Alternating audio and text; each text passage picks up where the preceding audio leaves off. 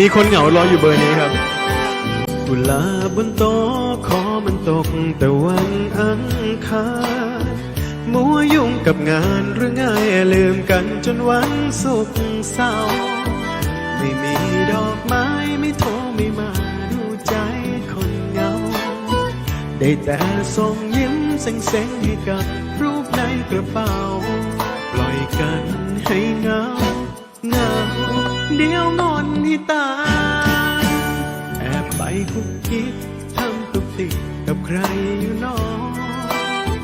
สัญญาณหน้าจอหลายวันเฝ้ารอติดต่อไม่ได้